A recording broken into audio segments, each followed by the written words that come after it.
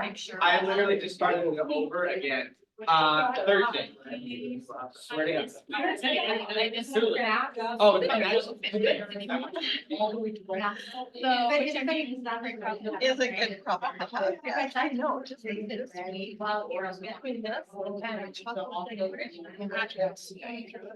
No, that's great. Oh. Girl. my God. I drama. More real. They're like, oh, yes, that was it. I know.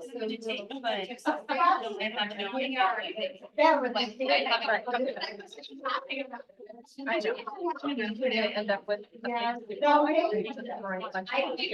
Yeah. I'm figuring it out when I get there. After radio, I smell the light. Yeah.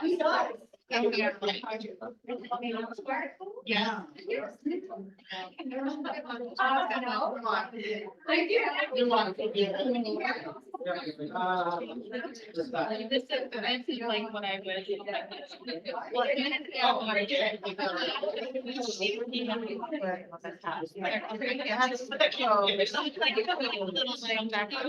Right. And then I put like a little. Yeah, but. And then my tennis shoes were they're like gold. Yeah. So. That's why I was thinking. Oh my God. Yeah.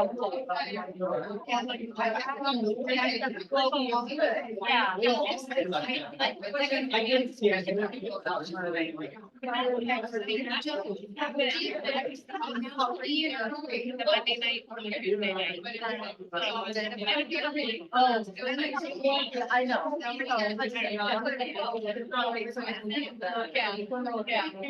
I know, I'm like, okay, one. Yeah. I turn out. Oh, and Me too.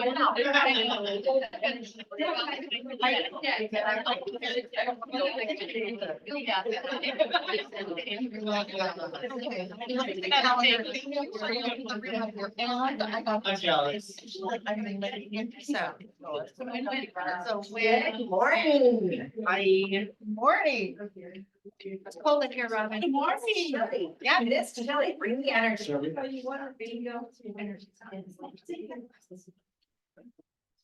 Better chilly than warm though.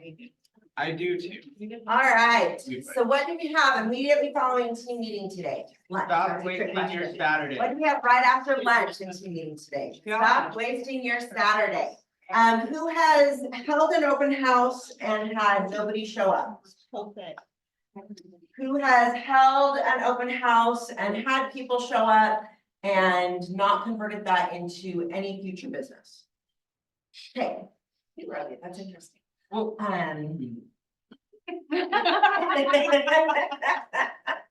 So Josh Stern is one of the best I know at driving traffic into his open houses. And converting that into future business. And they are both such key factors, and one without the other doesn't give you much for your business. So he will be here, following team meeting.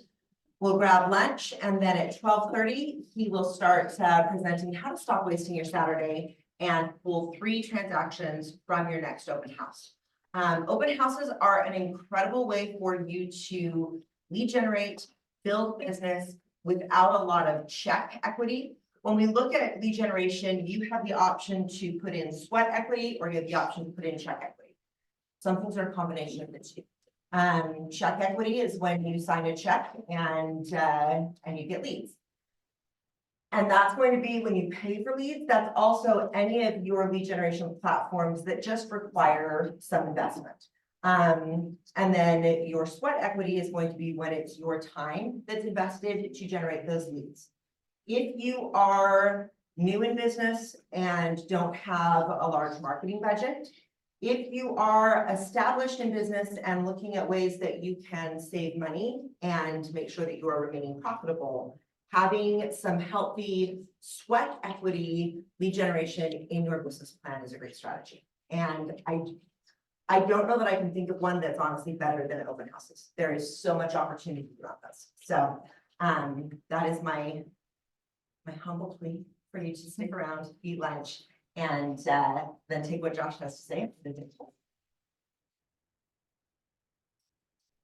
Profitability, building profit, building your profit share tree.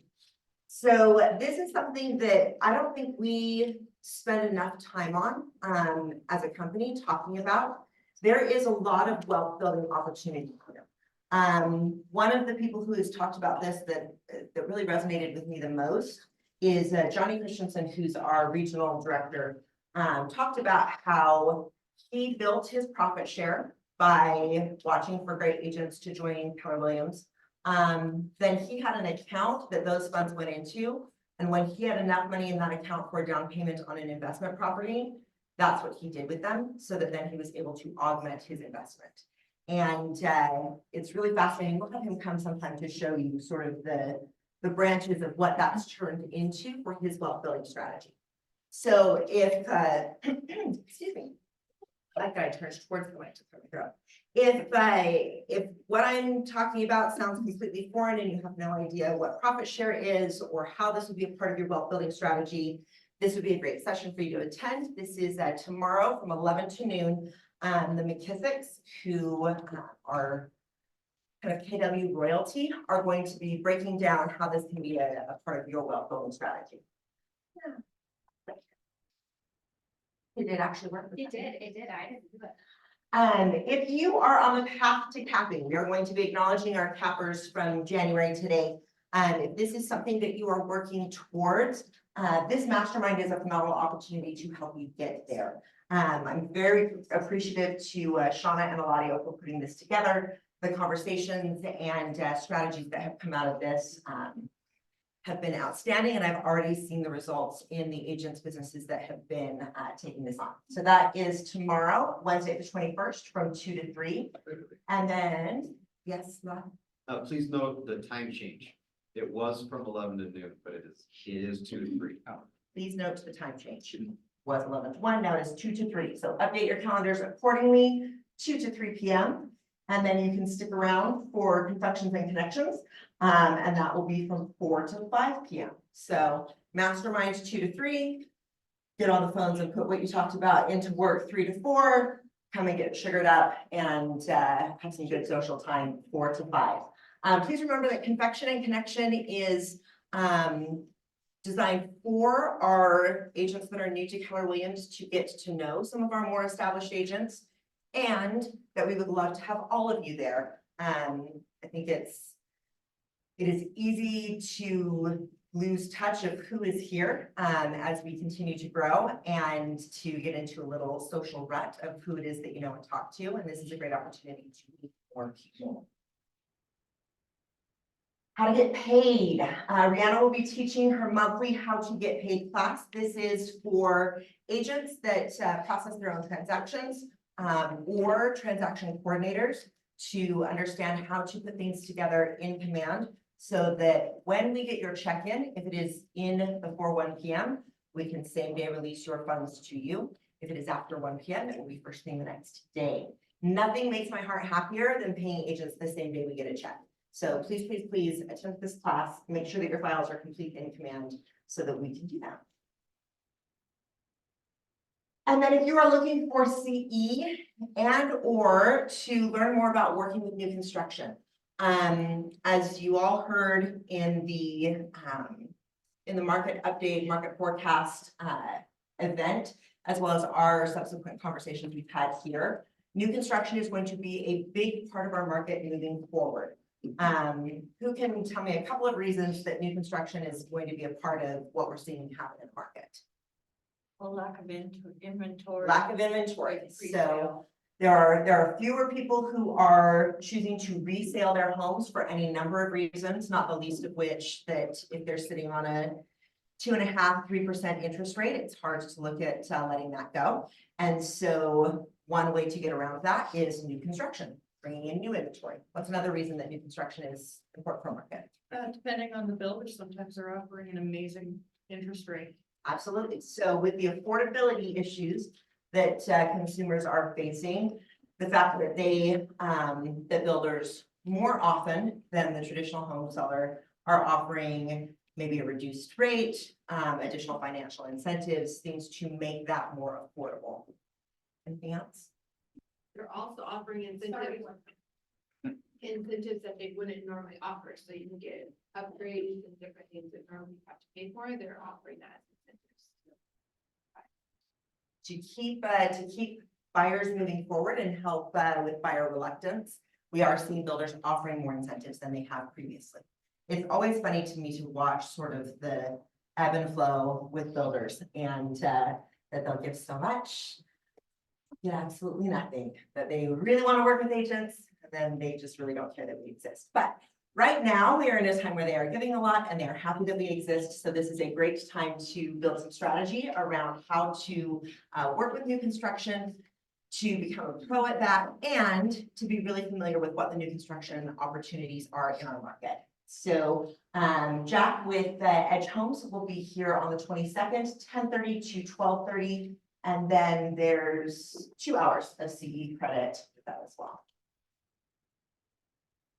Next week is family reunion. I really cannot believe that it is here already. I am 50% excited and 50% panicked, which is true pretty much anytime I'm heading out of town or that there's a big event arriving. But we will have most of our leadership team out of the office next week for family reunion.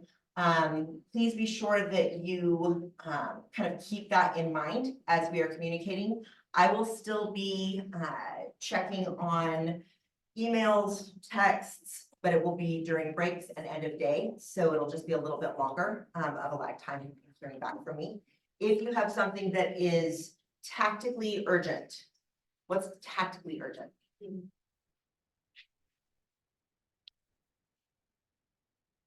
Well, I would say if it has. Sorry, wait for the microphone, sorry. Hi, I would say that would mean if it's a deal going on, needs some urgent help, otherwise find someone else. So close. So tactically urgent means if it is going to make a difference, because you could have an issue with a deal going on that you need my help with, but that if we connect and work on it at 5 p.m. when I'm done with sessions, tactically, it's not going to do anything different for the deal. Emotionally, I get it. Everything in my world is urgent emotionally. But if you have a deal that's sideways and you look at it and say, okay, so if Robin connects with me at 5 p.m., it is going to be tactically the exact same as if Robin connects with me at 11 a.m., then please send me a message, let me know, hey, I have this deal and I need to get this resolved by 5 p.m. and we'll get that handled.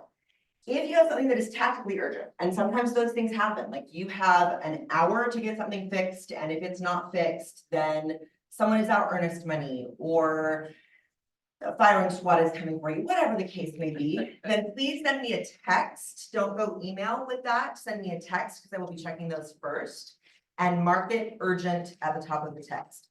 If you say urgent and then tell me what it is that's going on, I don't care who is on stage, I will find a way to step outside to find a quiet spot to give you a call back.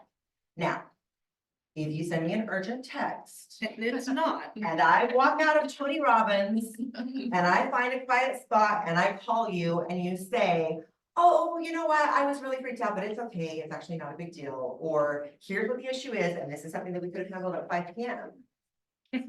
You're gonna be in trouble. I don't get mad often. So just have a little bit of discipline with that.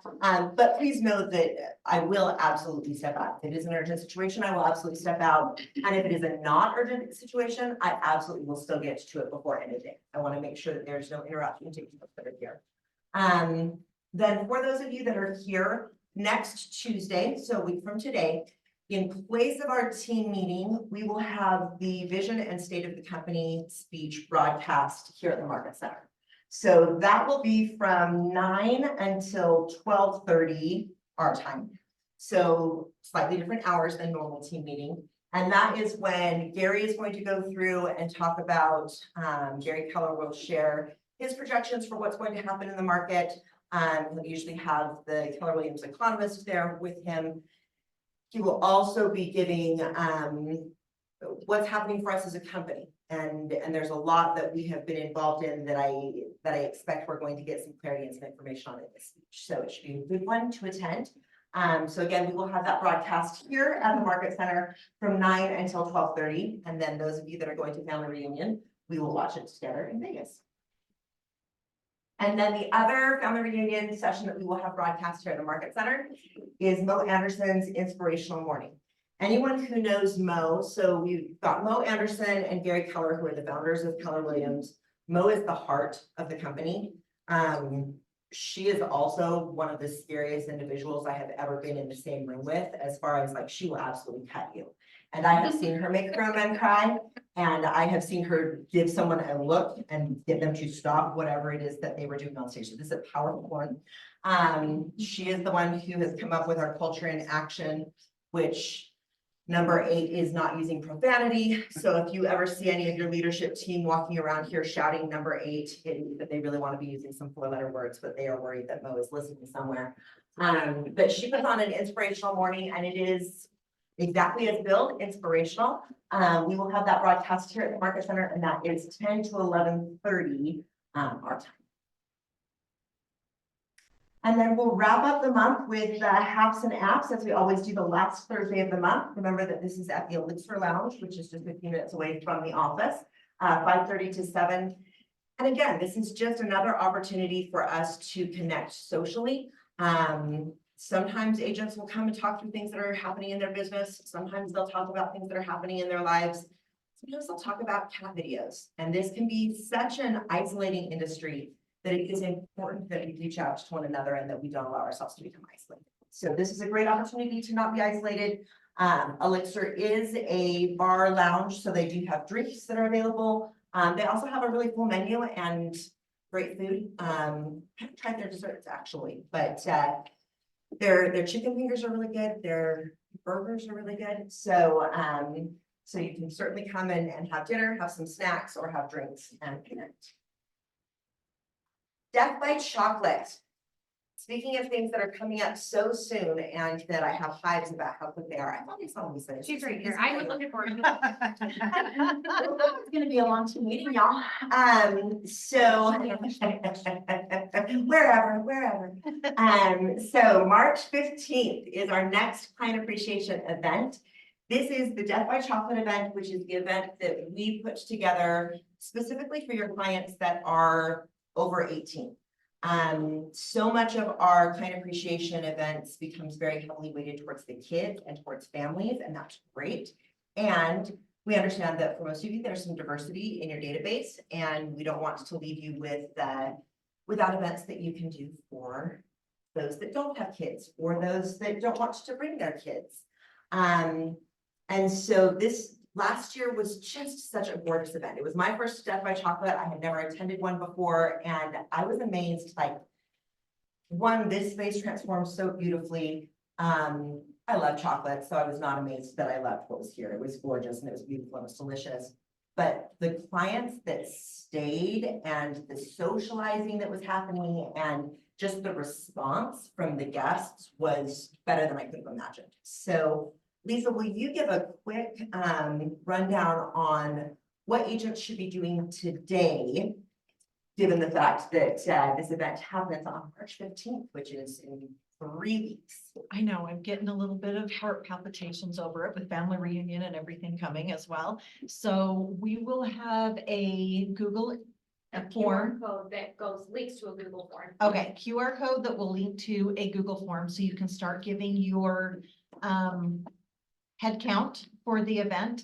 Now, one thing that we've struggled with in the past, I think a little bit, is say somebody says, well, I need 100 tickets, and then they only have 75 people come up, and they're like, come to it, and they're like, so do I have to pay for that additional 25? Yes, if you've given us that number. So what I would recommend is if you have 100 people RSVP and you feel like solid, the ones that always come, you're expecting 75 rather than the 100, give me that 75. And then as it gets closer, if you need to tack on a few, because you're like, okay, these guys have really raised their hand, I think they're going to show. So we're going to have more like 90. Give me that head count so that I can be prepared food wise, but that you're committed to that 75, plus any additional that end up coming in and giving your name at the door. So if you have 90 people attend, great, you'll get charged for 90. But if you have 75 people attend, that's what you're gonna get charged for, is that 75 on there. So And sorry. hopefully that's helpful. And you can extend that cost over to your clients as well and tell them you have this amazing event. Cottonwood Heights just did one, where they had a Death by Chocolate event that they charged, $10 a person to come to. And that was just through the city. And I was planning to go and couldn't make it that night. And I was very sad about it because I wanted to check theirs out, but they deferred the cost onto the residents, the attendees. I just kidding, scratch the Google Forms, because sometimes we'll get people that will go in twice and be like, oh, I need 5 more tickets, and it kind of messes up the Google Forms. It doesn't do it accurately. So, I will have you email your Jeff, there's a way to fix count. Oh, that. I'll fix Google Forms. okay, never mind. You just forget what I said. So if somebody's listening and says, oh, I really wanted to participate in that, but I haven't started inviting my clients, what should they do today to be ready for this event? Okay, so I had an email that went out just getting that first step. I will send another one out today that just kind of gives some clarifying steps of what to do next.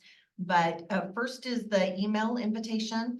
And then I would follow up with a text invite, download that JPEG down to your phone and send that out to blast to everybody. And then follow up with the phone calls. You want to get that, hey, I hope that you saw this email that came across. We're gathering head counts. This is going to be an amazing event. We want to make sure we have plenty of chocolate for everybody.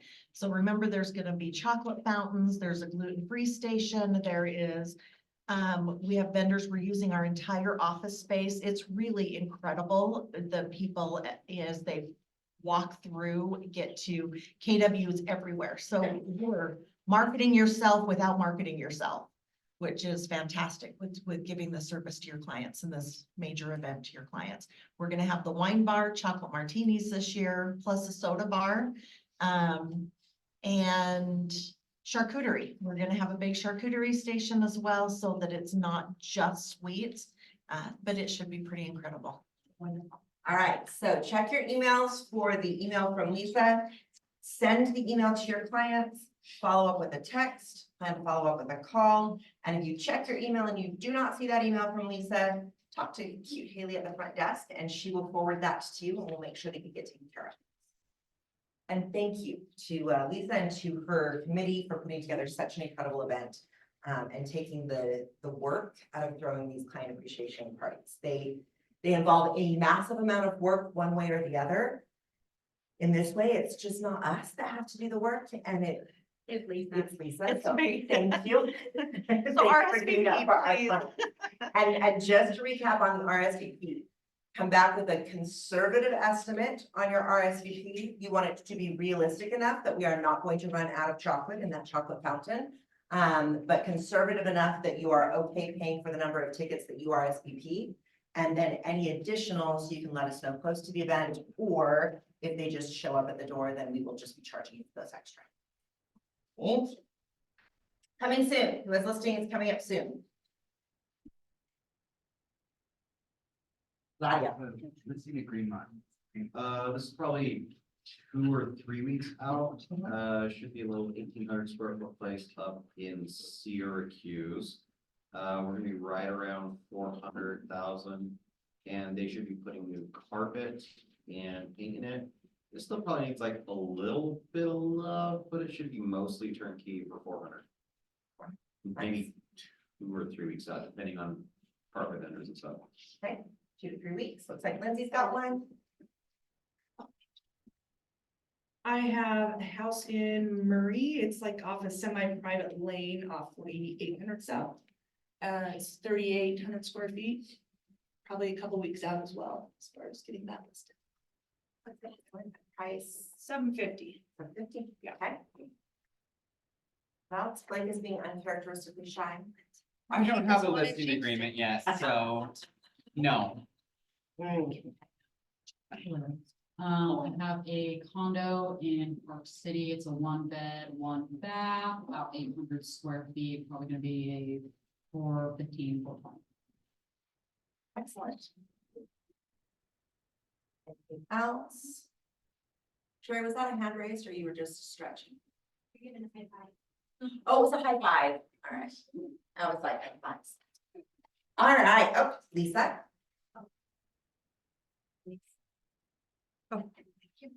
I have my West Jordan 2-story is getting very close and they're open to investor offers if somebody's looking for a fix and flip or a fix and hold. So it needs cosmetic, it's in great shape, all the big stuff's done, it just needs a lot of cosmetic in there. Side price, I think it's like 2,200 square feet and probably around 425 flexible right Okay. Congratulations to all the agents that took listings this week. So Shauna Winters has a new listing at 1.4 million. Shauna is handling some family things today, but let's give her a round of applause. She can feel it. And then we'll read the rest and just do one clap at the end. Congratulations to Jordan Larson and Tanner Smith who have a listing, Joe Reardon who has a listing, Lisa Coccabella and Nick Coccabella who have a listing, and Jonah Gamboa and Myra Rascon have a listing. 1, 2, 3. Right. Agent of the month. So this was a quick and unanimous decision by the team on who our agent of the month would be. This agent consistently has high production, and that is true of this last month as well. The thing that I love is that they have a really high production, and you would never know it from their interpersonal connections. They always are willing to take time to talk to agents regardless of what their production level is. As much as this person fights with me about ever getting in front of the room, so I will let them accept their award from the back of the room. I'm getting a head shake right now. They really have the heart of a teacher, and they teach not just with their words, but with their example. And they make me laugh, and that is very, very high on my scale of things that I appreciate about people. They notice things that are happening with the people around them. And I have seen multiple times that they have stopped and had a conversation with someone or given a little gift or something to make someone feel good because they knew what was happening in their life. And we all move so fast and have so much going on that that's really remarkable. I mean, I know that for me, I feel like I miss those things more often than I would like because I'm just going so many different directions at once. And so I'm really, I'm just really appreciative and impressed by the fact that that this person doesn't miss those details and that they catch those. And then it's no wonder that they have a high production because their clients absolutely love them, and their clients love them because they love their clients, and they're just really a relationship builder. So without further ado, congratulations to our agent of the month, Karen Hansen.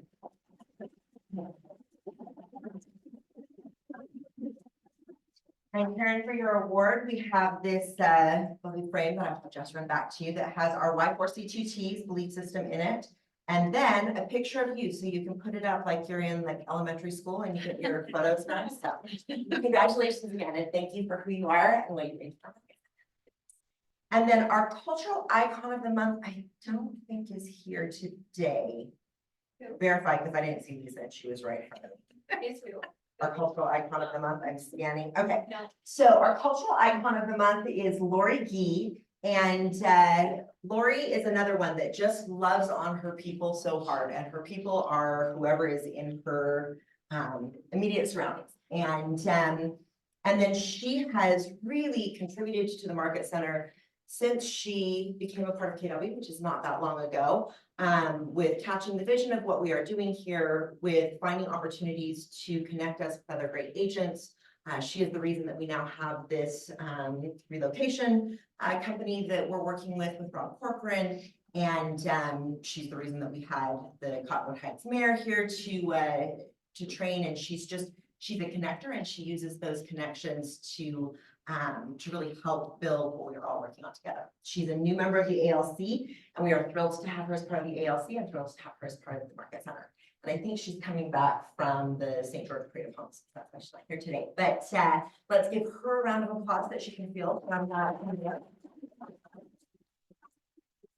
maybe we'll leave her grade school picture in her office for her.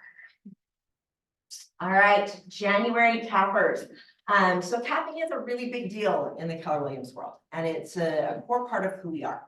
And my goal for all of our agents is that they reach that company dollar cap as quickly as possible and go right to receiving 100% of their income, or 100% of their commissions. So I track this capping, and it's exciting when we get to celebrate the first time you cap.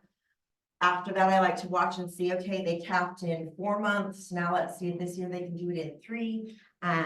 Because again, we want you to keep as much of your money as possible. And it's one of the things that when I came to Keller Williams, I was most blown away about, because I came from a brokerage that capped, but capping really meant that I paid a lower amount, but I still paid an amount from all my transactions. So that is the reason that we celebrate them out on the wall. That is the reason that we celebrate them in our awards. And this month we do have somebody who we capped for the first time. So congratulations to all of our cappers: Nick Capavella, Dana Conway, A.B. Moreno, Ruben Gomez, and Claudia Clava.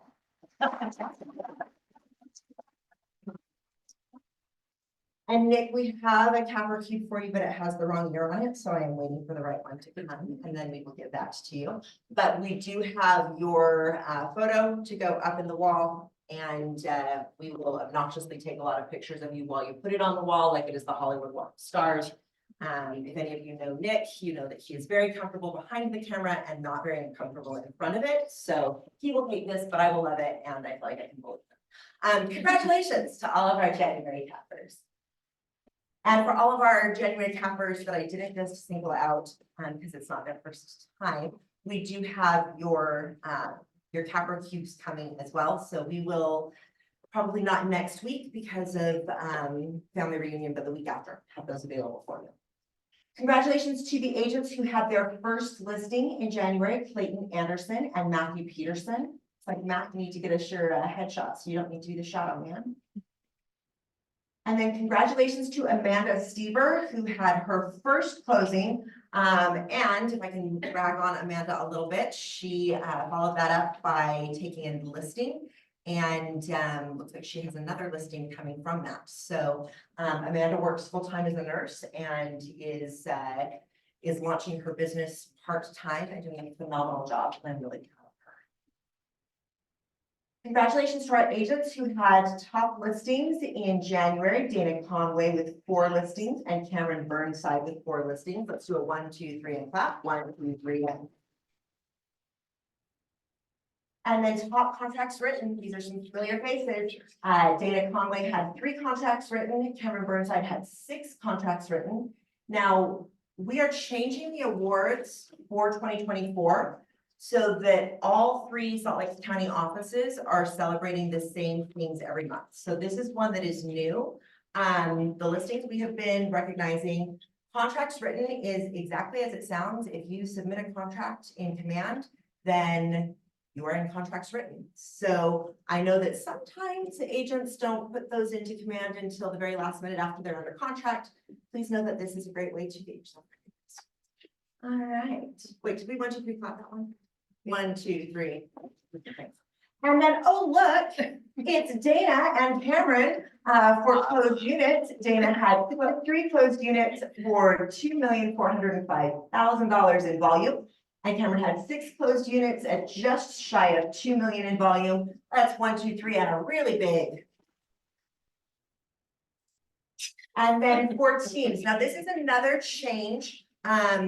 We will be acknowledging in this category agents that are affiliated with the team. So that may be the person who runs the team, which you can see in this case it is, but it also may be an agent that is on the team that is acknowledged in this section. So this month we had Joe Reardon had 5 units, 5 listings taken, and Jonah had 3 listings taken. Let's go 1, 2, 3.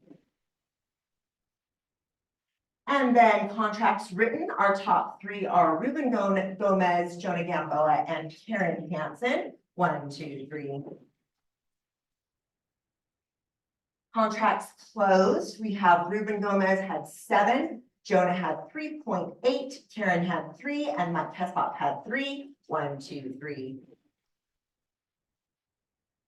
And then home runs. So any agent that has a listing taken, a closing, and a contract written in a month wins our home run award. So congratulations to Cameron Burnside, Dana Conway, Jonah Gamboa, Jordan McQueen, Joe Reardon, Karen Hansen, Lori Lee, Matthew Peterson, Mike Hesloff, and Stephen Goff, who all earned their home run award. 1, 2, 3. And then our House of Excellence Award winners. So these are agents that took a listing or had a closing on a property that is over $1 million in the month of January. So for our luxury division, agents to qualify for the luxury division have 4 closings at $1 million or more within the last rolling 24 months. And then we acknowledge agents every month when they have a closing or take a listing that would apply towards that. So congratulations to Michael Heslop, Jonah Gamboa, Lori Gee, Tana Barker, Ruben Gomez, Jordan McQueen, and Dana Conway for having House of Excellence listings or closings in January. 1, 2, 3. So market stats, you have your market at a glance. I want to give as much time as possible to our top 500 panel, so we're not going to go through those together today. But please make sure that you are looking through those. Keep them handy. They might be helpful during Josh's open house class. Have conversations during lunch, frame them, put them on your wall. And if you are not clear on how to use these, see one of our great agents, maybe an ALC member, and get some suggestions. Do you want to chat with us for a quick minute? So thank you very much to Bridge Home Inspections for being here to sponsor our team meeting today. Thank you, thank you, thank you. Hey, everybody, how's it going today? Great. I sound like a mortuary note. I'm glad to be here. I didn't even prepare a darn thing, so we'll do a quiz, okay? So here we go. So in the home inspection world, what is the standard of practice here in Nevada? Trick question. What's the standard of practice in Utah? Yes, There is no standard. I should have said you can't answer. You know all about it. Anyway, yeah, there's no standard of practice. Your standard of practice is actually your agreement you sign with your home inspector. Make sure you read it and make sure you agree with it, because that'll tell you what he's gonna cover in his inspection. And it's variable from inspection company to inspection company. Like I know on ours, we don't inspect the irrigation system. I'll go and turn it on for the client, but see, it's not part of what we're taught in our courses. So we try to exclude that, but other people will. I mean, it's fine. And you can get anything you want added to your inspection because there's no standard of practice here in Utah. And that's why I recommend using somebody you trust. Okay. I know I bring my training from Nevada because I came here from Nevada. So we have a very standard of practice, you know, it's this, this, and that. And anything more, there's liability to it, you know. If I'm not trained in it, how am I going to tell you about it? So get to know your inspector before you use him. And that's my recommendation for today. I'll service the Wasatch Front. I'll go further, I'll do Nevada as well. And I brought you sushi. Is that it? Do people like sushi? I've brought it many times. Yes. Yes. Anybody go, nah? No. Okay, good. We're in good company. All right. Thank you guys. Really appreciate it. Talk to you afterwards. Thank you. And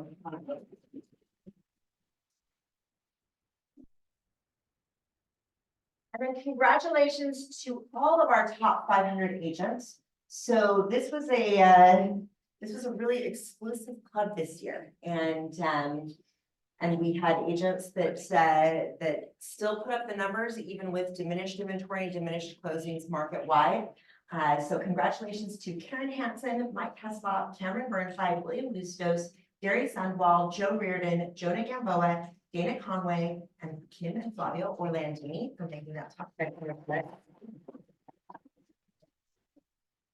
Technically, I think it's just Kim's name on the list, but Flavio's the wind beneath the wings, so he gets to be a part of it as well.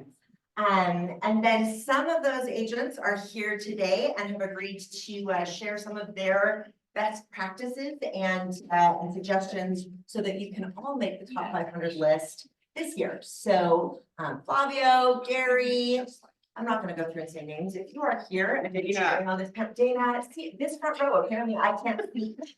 If you wanna be sneaky, just sit in this front row. It's like this T-Rex can't see if you can't move. I don't see if you're really here. All right, Dana, Flavio, Gary.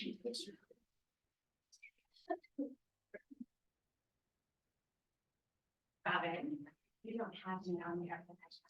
Yeah, girl, here. We need to fix that.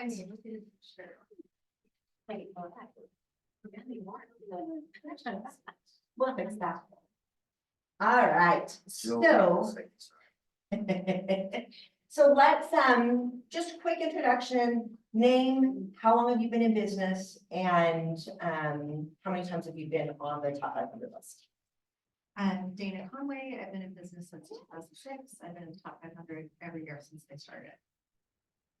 Rachel Eliason, 30 years as of last year, since they started, I've been on the top 500. When did they start?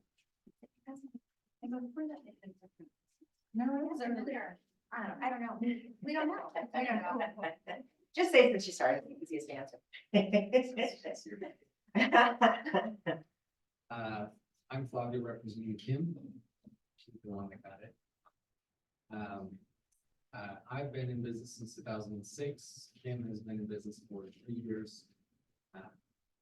I got it twice and then Kim got it. It's Gary. I've been in business since 2016 and this is 5 years. So we didn't get a chance to talk before. I find in panels, if we go through and ask a question, have every single person answer, it becomes a little bit tedious. So the way I like to run a panel is I'll ask one of you a question. If you have something that really correlates that you want to share, please jump in and share it. But I won't go through and make each of you answer the same question and give us probably the same answer across the board. Sound good? All right.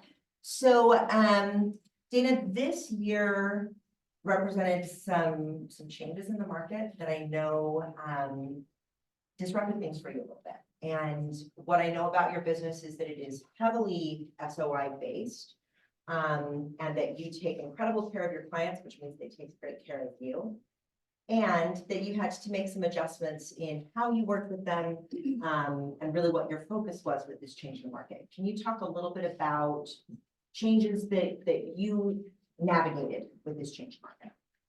Well, so I think what you're talking about is, I think we all kind of got in a bad habit in 2020 and 2021, where you listed a house and it just sold.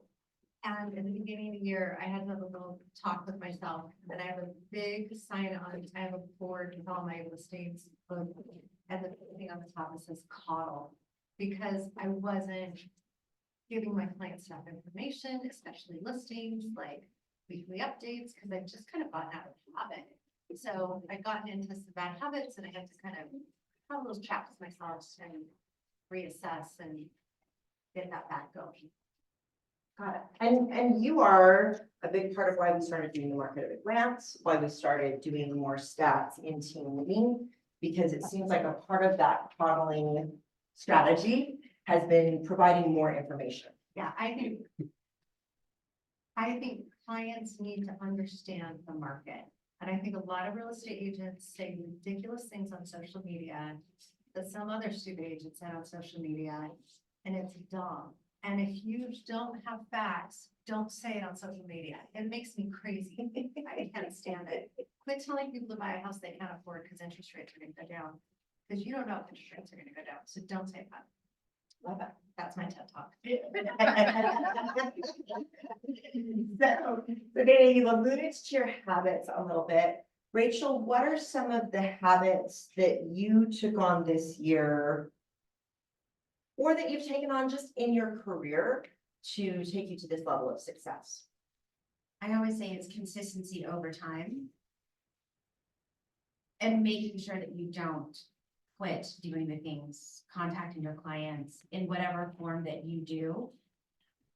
I'm not as good at some forms of contact, but I've also really looked at how my database, they like to be contacted. And that's what I make sure that I'm doing, but it's consistency over time, making sure that your clients hear from you. And you just can't stop that. I always say it's like everything else. You have to sleep, you have to exercise, you have to eat right. It's consistency over time to get a result at the end. So the consistent communication is the habit. And then maybe the skill or the tracking is looking to see how your clients want to be communicated with and adjusting your approach based on that. Definitely. And also to outsourcing things that you don't like to do or you know you're just not going to do, I think was one of the biggest things that's helped me, having systems in place. So if I'm just not in the mood per se to do that particular activity, I know that it's getting done. And that I think is so important to invest your money and your time to have someone do it properly. So what are some of the systems that you put in place? That's intriguing. What are some of the things that you used that for? The first thing I did was hire a transaction coordinator. And once you have one that you trust and that you love, you're not gonna let her go or him go, whoever you have. That frees my time up to do the things that I know that I'm good at, the things that I am more passionate about, things that I'm skilled at. And I know that the details are being handled. Another thing is having someone that's doing marketing for you. And I have 2 different people that are helping me do that at this time. One that's helping me. So the last couple of years, I've really worked on what I call refinement in my business. I've been doing it for a long time, but every transaction that I do a self-evaluation. And I think, what could I have done better? How could I have communicated better? Literally every step, what could I have done? What could the people that are helping me do, meaning, you know, either my advertising or transaction coordinating, any of it, what could we do every time to make it, a popular word right now is frictionless. How does it go smoothly? So I do a lot of self-evaluation and then implement. Also, too, you can do a lot of self-evaluation or even make a lot of decisions, but unless you implement those, it doesn't do you any good. So I'm always trying to implement new ideas and then again, refinement in who I'm using for all of the tools that I'm using. I want to make sure that those people are reflective of what I want to be seen as in a real estate agent. And I'm a big data. Be a professional. You're handling lots and lots of money and an extremely stressful transaction. When you've been in the business for a long time, you kind of just go on automation sometimes and you forget what someone who doesn't know what you know, what they're going through. So communication, setting expectations, that's kind of like sideways from what you originally asked me. I love it. Those are my favorite answers. So Flavio, you and Kim in working together, it's a different type of leverage than what Rachel just described. And we do have several agents that have a spouse that either is or is looking at getting into real estate. How did you determine what things you were going to focus on and what things Kim was going to focus on? And how do you communicate with each other so that your clients have a seamless experience and you can create this sort of success and the 2 of you still like each other, at least like each other enough to do just beautiful photo shoots? So it's still an ongoing learning curve for the both of us. But the gist of it is that Kim finally agreed to get her license about 3 years ago when I was sharing with her just frustrations with things that I knew that I wasn't good at. And I knew that I couldn't keep up with or just hopefully associated. That's not something that I am a fan of. And so observing that, yes, I was getting a little bit behind with my own goals, with my own ideal setups that I wanted to accomplish, that's when she figured, you know what, I can actually jump in and do this part. And it works out great, because obviously we're evolving and we're changing and improving, and we're exploring different things here and there, trying to figure out what works best. But ultimately, it's just that we do have our weekly official meeting that we do, because obviously we are meeting awesome. But we do have our sit down where it's specific for, let's talk about. I actually do that 3 times a week. On a Monday, for example, we talk about things that are more of a, not so business related, more like house, our business housekeeping items that we need to do, so our business we can free up more of our time to be better at business. And then Tuesdays, it's specifically about our business, and then Wednesdays, it's kind of a follow-up between those, but we consistently have those meetings, so then it's not just let's talk about it whenever we can, or whenever we should, or whenever the subject comes up. We try that somewhat, didn't go so well. So having a routine, I think, is what makes a difference of our business to be headed towards what we want. Makes a lot of sense. And I think it is easy to fall into the habit when you see someone frequently, whether that's your spouse that's in business together, or just even a team working together, to feel like, well, yeah, of course, we're gonna talk about this because we talk all the time.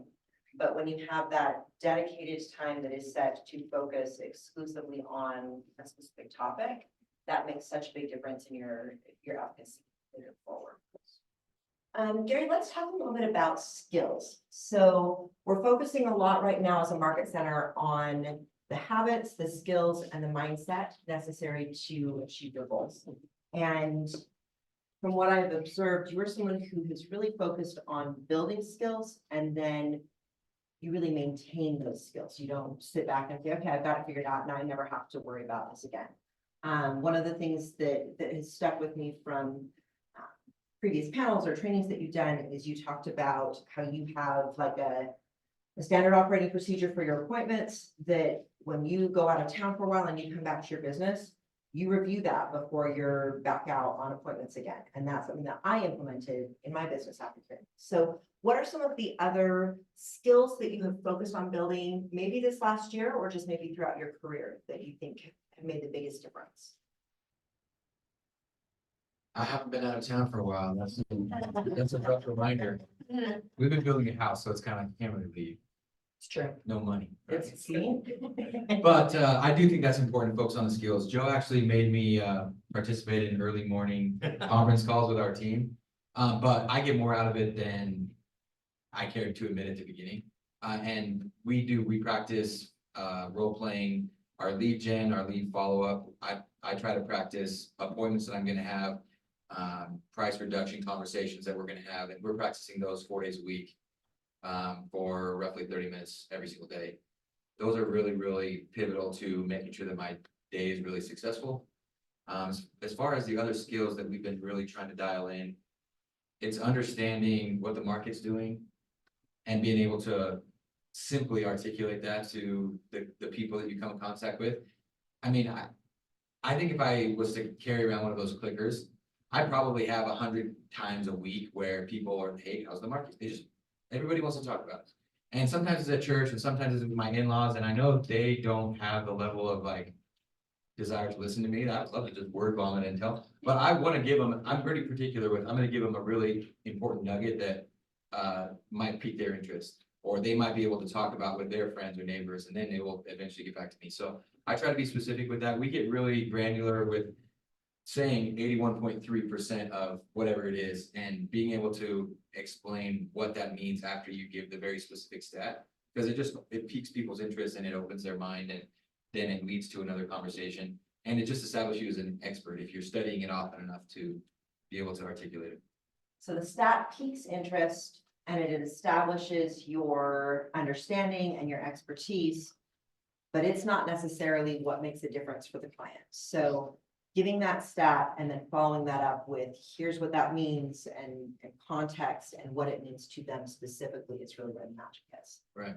And then, how many times a week did you say you're practicing conversations? Yeah, so we have our team meeting early morning on Tuesday, so we had our meeting this morning at 8:30. But Monday, Wednesday, Thursday, and Friday, every day at 9 o'clock, we have 30 minutes of role play. Okay, so you are role-playing conversations for 30 minutes, and these are conversations that you are having with clients. This is not the first time you've ever had it, and so you've got to practice it because you don't know what you're saying. These are conversations that you consistently have, yeah? Right. These are conversations you're consistently having every week, and yet you still think that it's important enough to be role-playing it multiple times a week. Correct, yeah. How many people are role-playing the conversations that they're having or that they hope to have 4 times a week? Yeah, okay. Put your hand out if you're on the Business Nerd and real estate team. I'm role-playing with Gary. Ricky's really good. She's very consistent. And For the rest of she us, does have phone voice, which is my very, very favorite thing. I love it. so for the rest of us, raise your hand if you are role-playing at that level. So that may be a skill that you're wanting to build, that may be a habit for you to insert into your business if you'd like to be on this panel next year. Joe, you keep such a close eye on the market. And my goal is that at one point in 2024, I am going to be able to like break news to you. Because otherwise it's always like a few seconds before I have it, Joe is stopping by my office to tell me what's happening. So what are the market stats that you are watching most closely?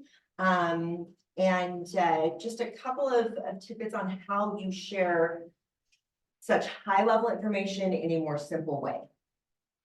I'm not sure I'm the best person to say that. Gary is probably the best concisely scripted person on our team.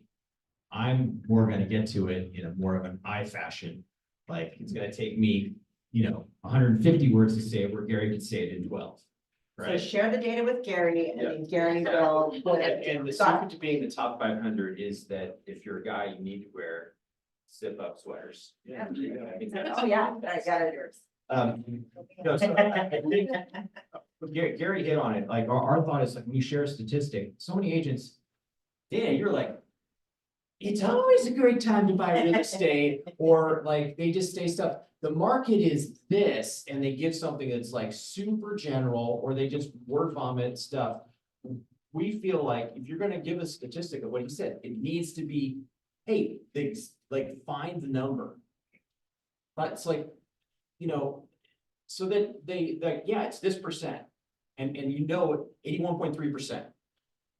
What was that thing? 91.3%, 91.4%, or the thing we worry about never happened, That's a real. right? Like, that's, so that, because people pay attention to that. Now, as far as sharing the market data, like, obviously looking at the homes on the market, looking at, we go, in the MLS, we put it up a lot in team when we talk about it, like, the sales per month report, what that looks like. Hey, here we can see, here's the median price this month, here, so it's changed, here's where it is from last year. And you can see, what conversations we're having, like, hey, guys, if you're looking to buy something right now, here's the good news. Basically, if you're going from like January of 2022 to January of 2024, you realize prices are the same. Right? And so it's just having the data for you to be able to tell the story at any given moment and how to like craft that story, right? And be able to add value to them. Our thought is like, what are we doing for them? It's always about what can we do for them to make, so they have this great experience with us. And we are delivering Ritz-Carlton customer service. We're knowledgeable and making sure they feel like they are taken care of.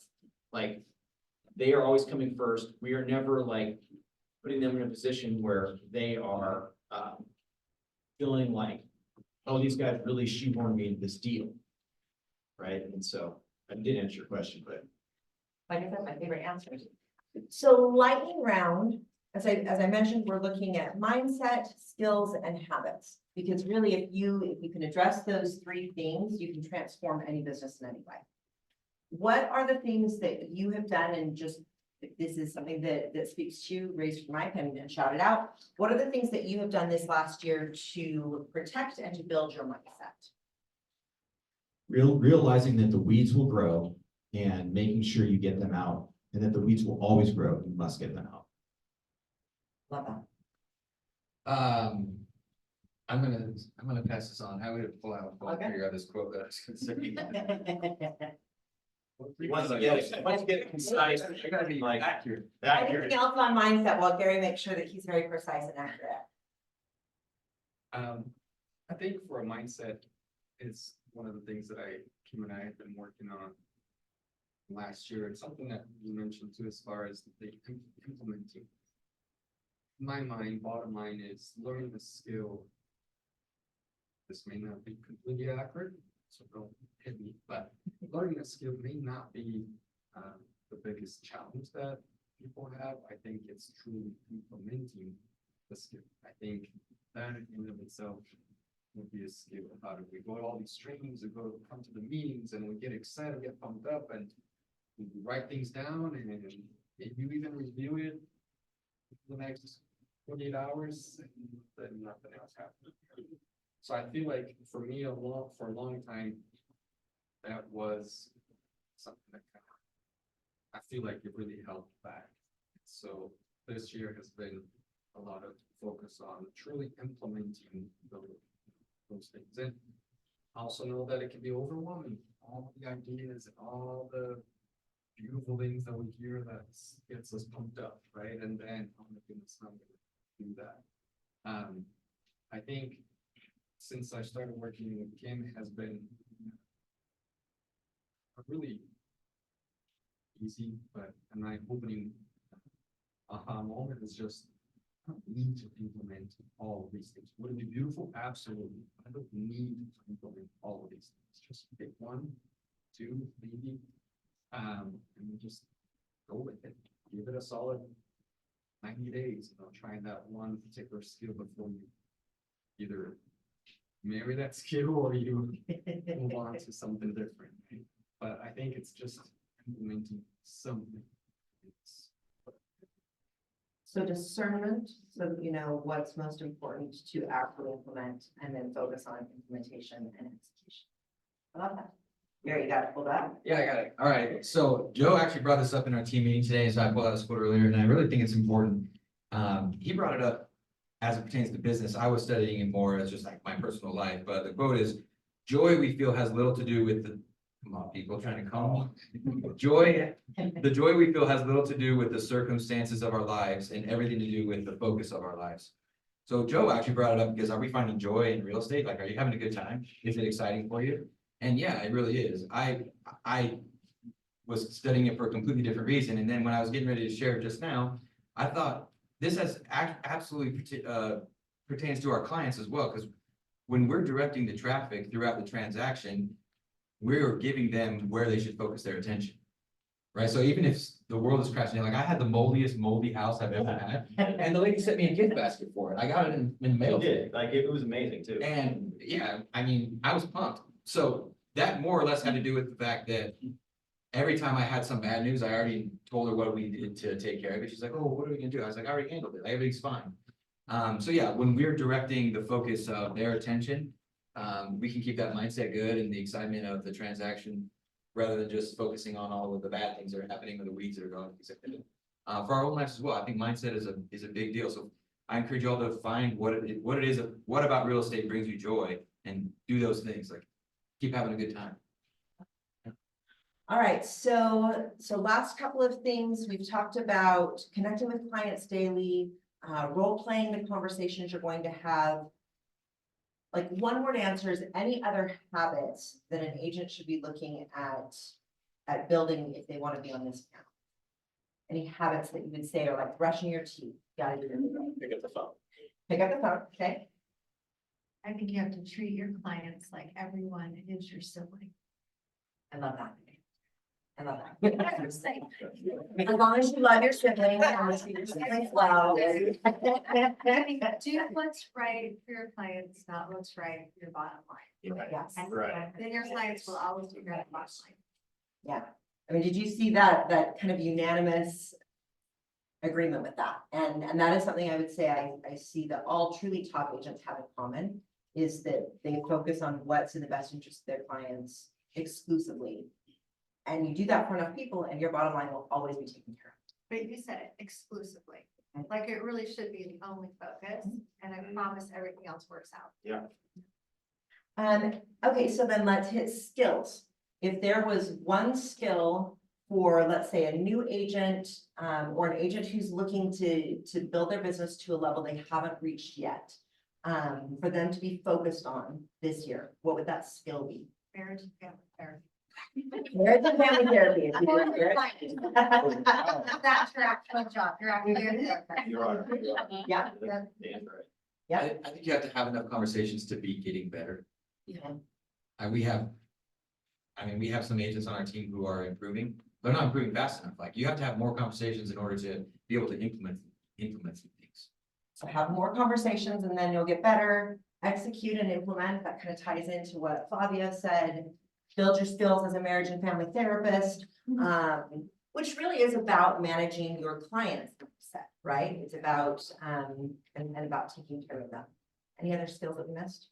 I think it's still, patience.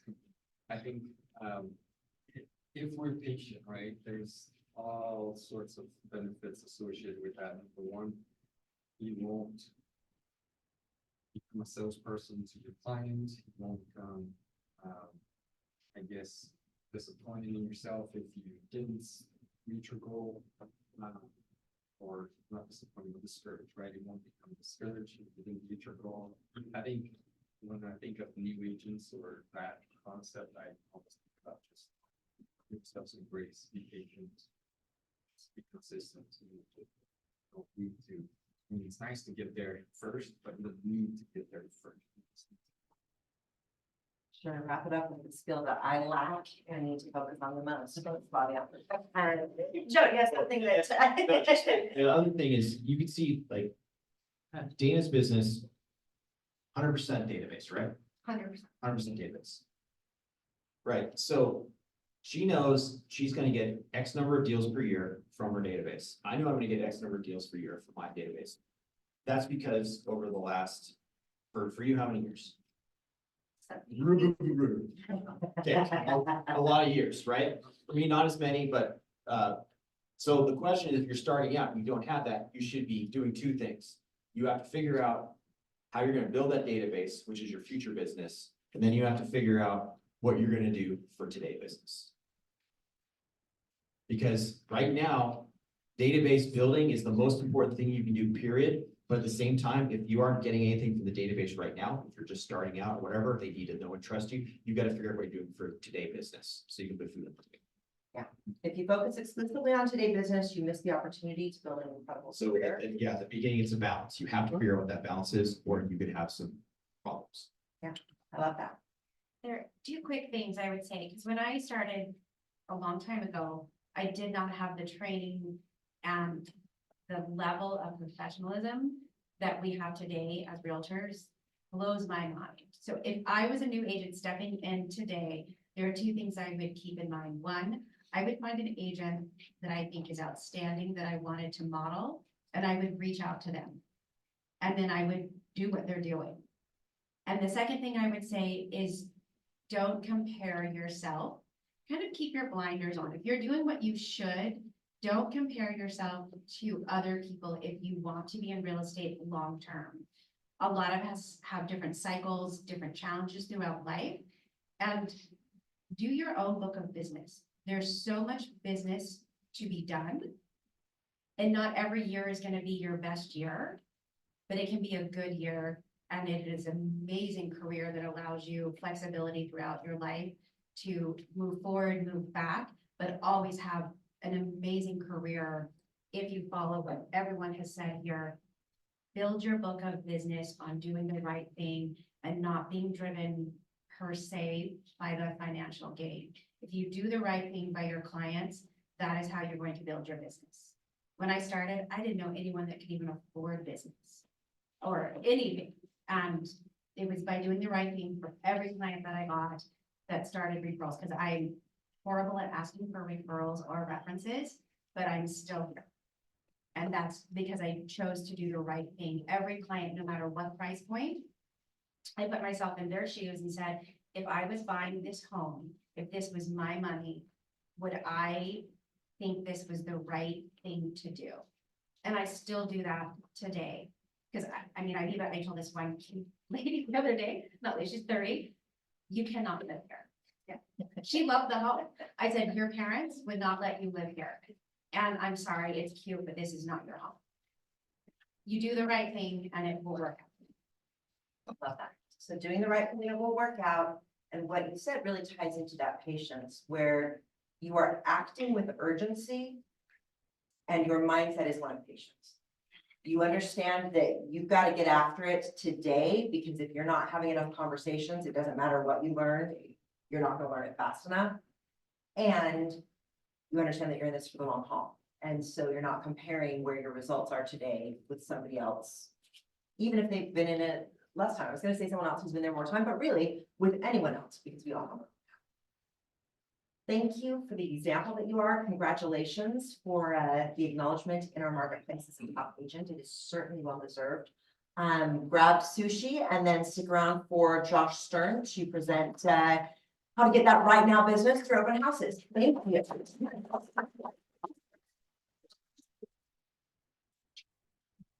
All right.